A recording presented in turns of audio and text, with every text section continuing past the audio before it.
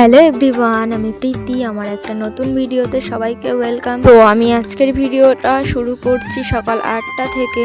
এই ভর দুপুরবেলা উঠে ব্রাশ করে নিজে একটু ফ্রেশ হয়ে নিলাম। এবারও করবো চা। তো আমি অনেক দিন ধরেই ভাবছি যে তোমাদের সাথে একটা বড় ভিডিও শেয়ার করব। তো ভিডিওটা করব করে আর করাই হয় না। তো ভিডিওটা দেখে তোমরা একটু জানিও তো যে তোমাদের এই রকম ভিডিও পছন্দ কি না।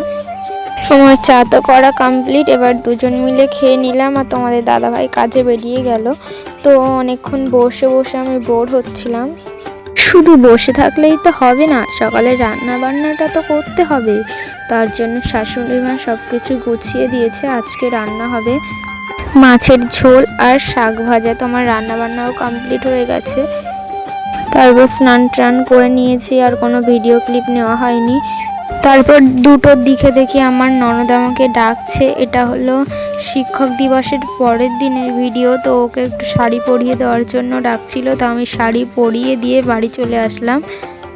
তারপরে বিকালবেলা হঠাৎই আমাদের ইচ্ছা হলো যে আমরা একটু লেবু মাখা খাবো। তো যেই কথা সেই কাজ, গাছ থেকে দেখো লেবুগুলো পেড়ে এনেছি। আমার ননদ কিন্তু আমাকে অনেকটা হেল্প করেছে। ও লেবুটা কেটে দিয়েছে, লঙ্কাটা বেটে দিয়েছে। তো তারপর আমি মেখে নিলাম।